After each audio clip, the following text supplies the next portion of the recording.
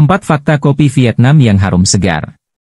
Seduhan kopi Vietnam atau Vietnam Drip populer di dunia dan jadi ikon Vietnam. Ternyata ada fakta unik di balik proses penyeduhan kopi yang harum ini. Vietnam terkenal sebagai salah satu negara yang terkenal racikan kopinya. Ada budaya unik di Vietnam yang terus dipegang teguh oleh masyarakatnya, terutama dalam budaya meracik kopi.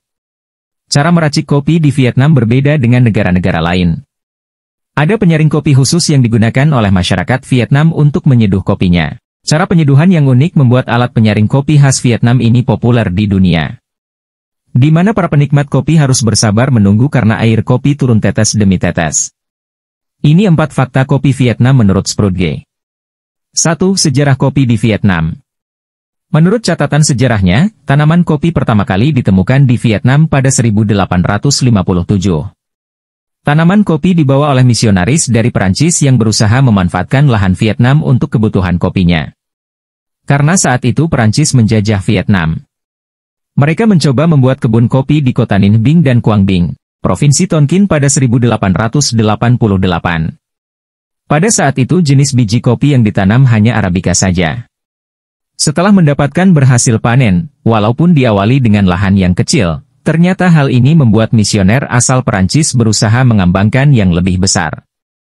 Akhirnya dipilihnya tanaman kopi Robusta yang lebih mudah perawatannya dan tahan terhadap perubahan lingkungan sekitar. 2. Kopi Vietnam punya penyaring khusus bernama Phin. Jika di Indonesia metode penyeduhan kopi secara tradisionalnya dikenal dengan nama tubruk, di Vietnam ada Phin. Phin merupakan cangkir kecil yang digunakan untuk memisahkan antara bubuk kopi dengan hasil seduhannya. Phin terbuat dari stainless steel atau aluminium yang tidak terlalu tebal. Di bagian tengahnya ada penyaring berbentuk lubang-lubang kecil yang nantinya air hasil seduhan kopi akan menetes secara perlahan. Cara menggunakannya pertama-tama dengan menyiapkan Phin yang bersih di atas cangkir. Masukkan bubuk kopi secukupnya dan tuang air panas hingga memenuhi Phin. Selanjutnya air kopi yang menetes ditampung di dalam cangkir gelas. 3. Tambahan susu kental manis yang khas pada kopi Vietnam. Kopi susu asal Vietnam jauh lebih populer, walaupun kopi hitam juga tak kalah diminati. Berbeda dengan negara atau daerah lain yang menggunakan krimer atau susu hewan, ada racikan khusus pada kopi Vietnam. Penambahan rasa manis dan cereamnya karena dicampur kental manis. Penggunaan kental manis di Vietnam ini sebenarnya telah lama dilakukan bahkan tercatat sejak 1850-an. Saat itu susu segar masih sulit didapatkan, sehingga menyimpan susu dalam bentuk kental manis dirasa lebih menguntungkan.